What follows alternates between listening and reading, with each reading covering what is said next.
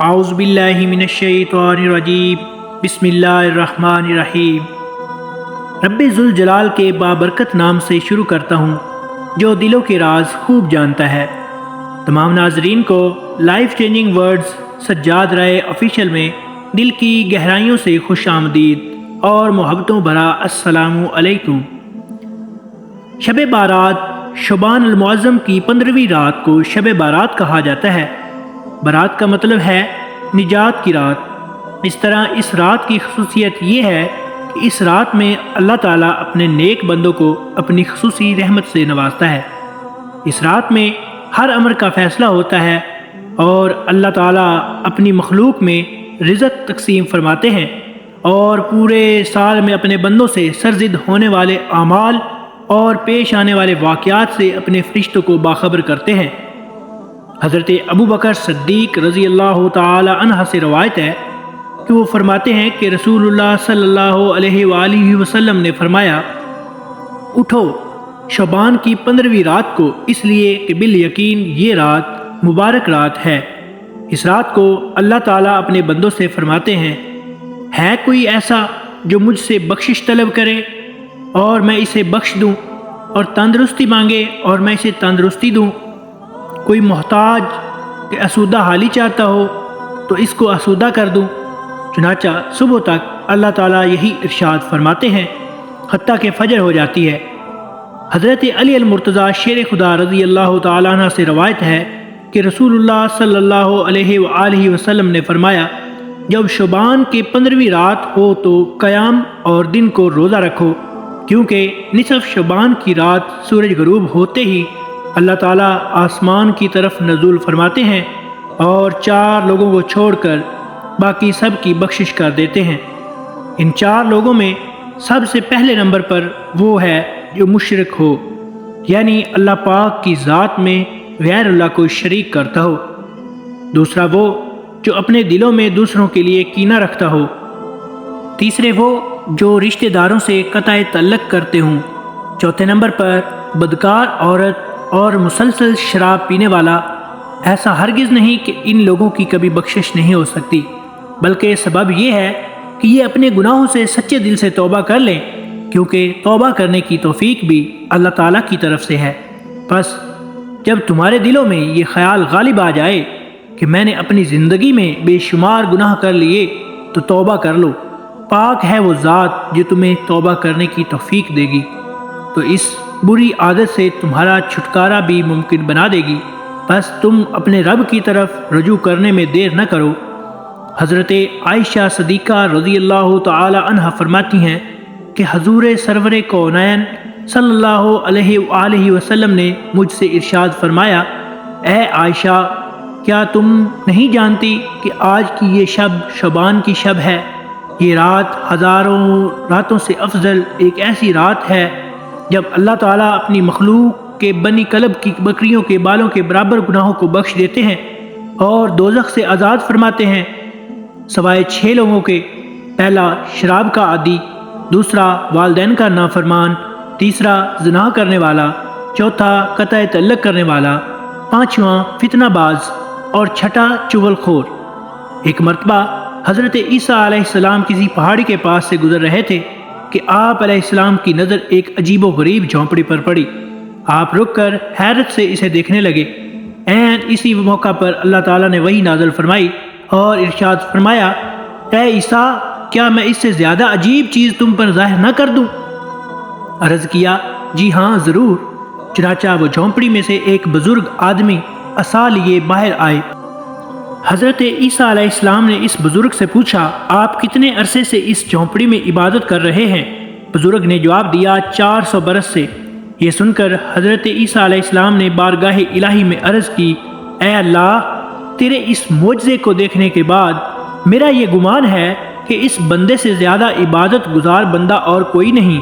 اللہ تعالیٰ نے ارشاد فرمایا، اے عیسیٰ، میرے محبوب نبی کا امتی شعبان کے مہینے کی آدھی رات کو عبادت میں 2 نوافل نماز ادا کر لے تو اس بزرگ کی 400 برس کی عبادت سے افضل ہے۔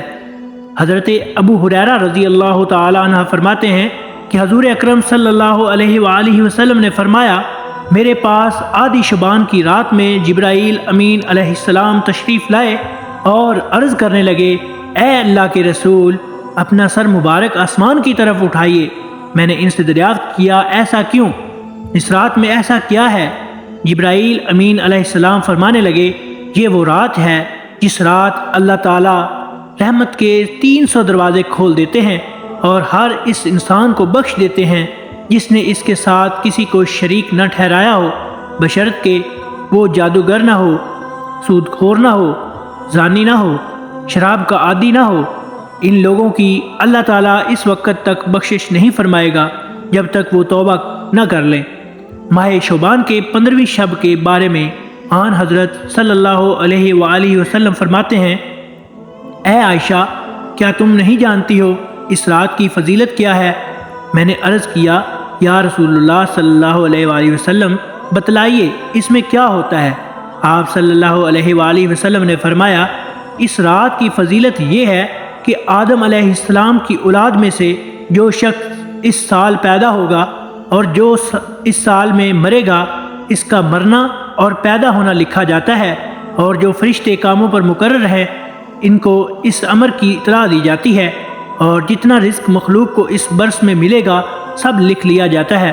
اور اس 15ویں رات اللہ تعالیٰ سورج ڈوبتے ہی اس دنیا کے اوپر جو آسمان ہے اس پر تشریف لے آتے ہیں اور ارشاد فرماتے ہیں، کوئی جو مجھ سے بخشش کا طلبگار ہو، رزق چاہتا ہو، مصیبت کا مارا ہو، دعا کرے تو میں اس کی مصیبت کو دور کر دوں گا۔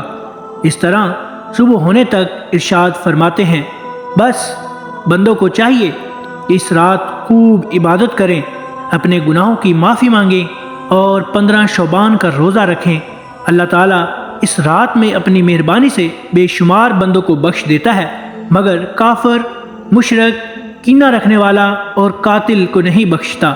حضرت عائشہ صدیقہ رضی اللہ تعالیٰ نے فرمایا، ایک رات میں نے رسول اللہ صلی اللہ علیہ وآلہ وسلم کو بستر پر نہ پایا تو میں پریشان ہو گئی۔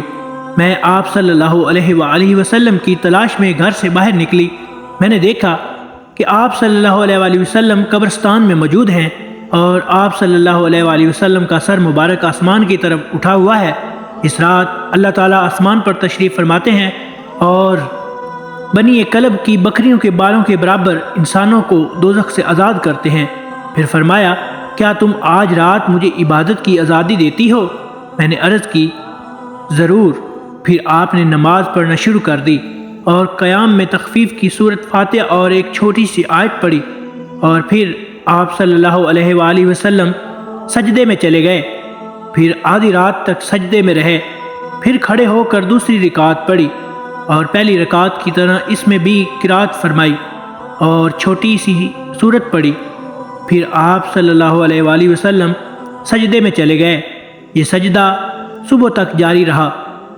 میں دیکھتی رہی، جب آپ صلی اللہ علیہ وآلہ وسلم سجدے میں گئے، زیادہ دیر ہو گئی تو مجھے اندیشہ ہو گیا کہ کہیں اللہ تعالیٰ نے اپنے رسول صلی اللہ علیہ وآلہ وسلم کی روح مبارک کو قبض تو نہیں کر لیا۔